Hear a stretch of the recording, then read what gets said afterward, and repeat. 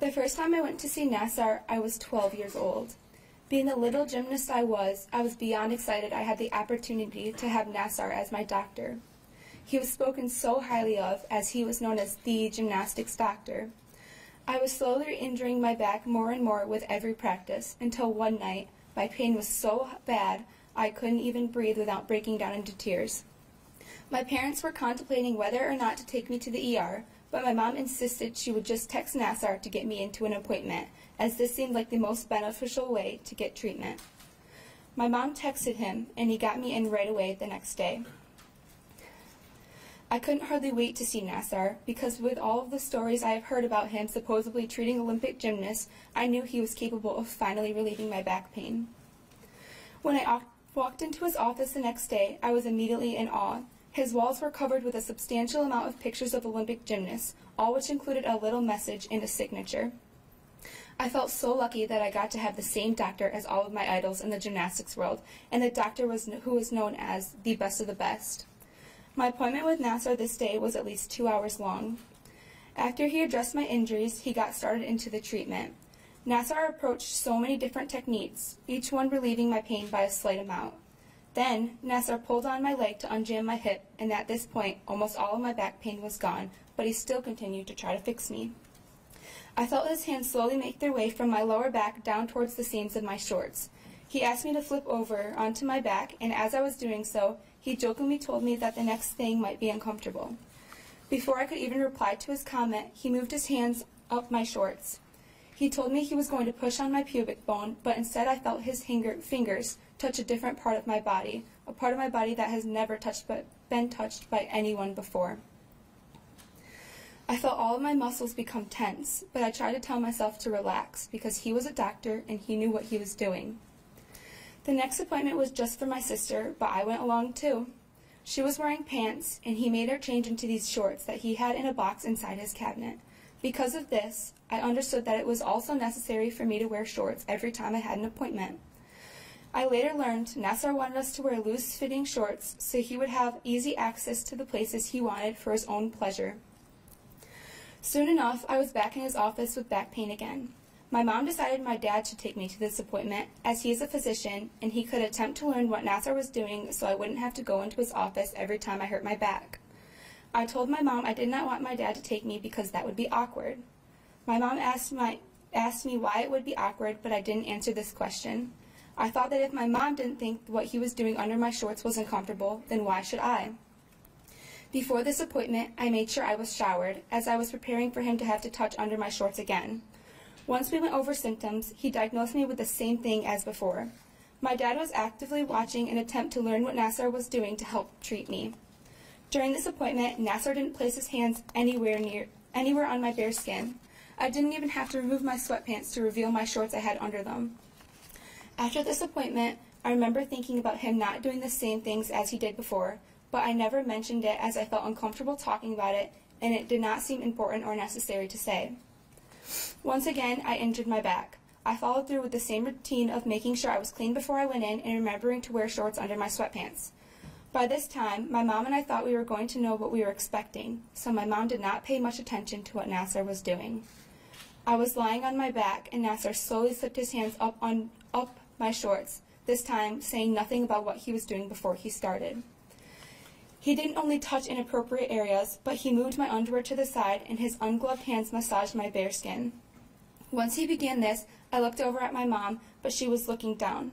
I looked at Nassar, only to see his body was blocking my hips, so even if my mom did look up, she could not see what he was doing to me. His face was turned away from me, his eyes closed and squinting, and he was heavily concentrated on what he was doing. Nassar did this for roughly 5 minutes, then said, "Okay, kiddo," and made me turn over onto my stomach. He would then push on my lower back, which relieved pain for the moment, but once he stopped, it immediately returned. He asked me for my pain level, and I told him it was the same as before, the answer I'm sure he wanted to hear. He repeated this procedure several times until I realized the only way I could get him to stop was if I lied and said my pain was all gone. He had me lie on my back, and he yanked on my leg to unjam my hips, and that's when my back actually felt a little better. After this appointment, I knew my back was slowly getting worse, and Nassar's treatment was no longer helping me. I felt uncomfortable and extremely dirty after leaving these appointments. My mom asked me if my back actually felt better, and I lied to her saying it did because I didn't want her to know that Nassar couldn't help me. I also didn't want her to question me on why I was lying to him about my pain levels. I felt so guilty and confused that I had felt uncomfortable with how this professional doctor with such a well-known reputation was treating me. Just as I was about to go to bed one night, an old friend texted me a video link. I clicked on the link, not knowing what to expect. This video was Rachel's video. As she went on talking about Larry Nassar sexually abusing her, I was in shock. I didn't know what to think. I ran up the stairs to tell my mom all about this video, but before I could finish explaining myself, she told me she already saw it.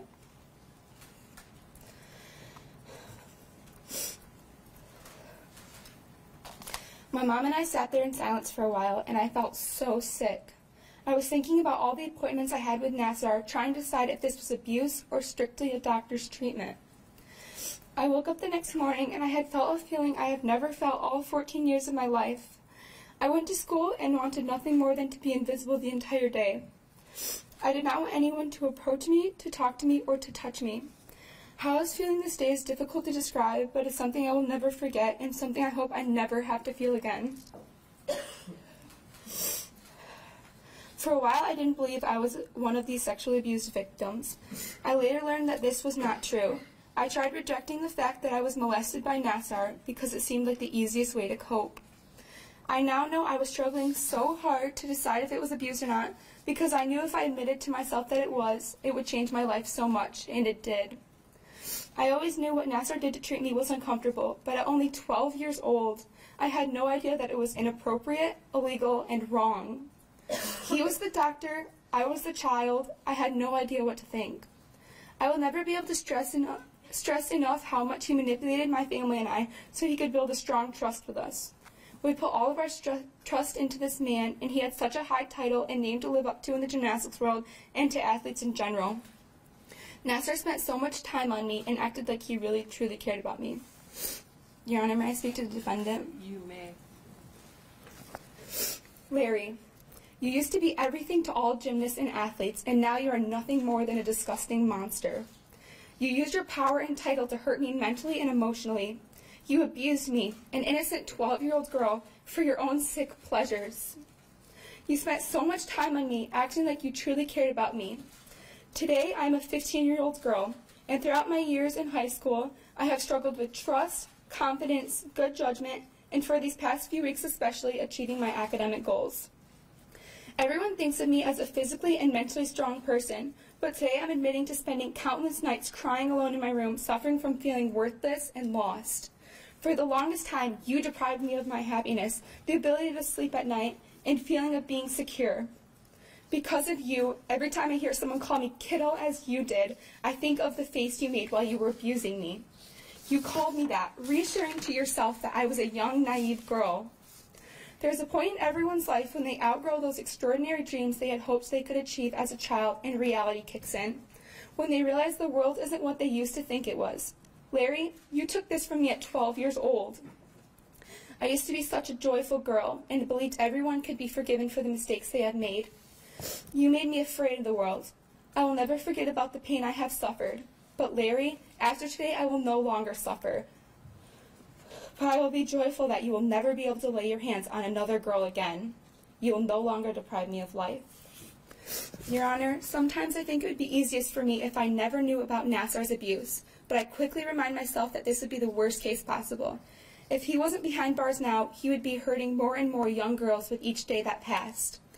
What he did will stick with us victims, will stay with us for the rest of our lives. Therefore, because we have to live with it, he should be sentenced to the maximum amount of years and locked up for the rest of his life. Thank you.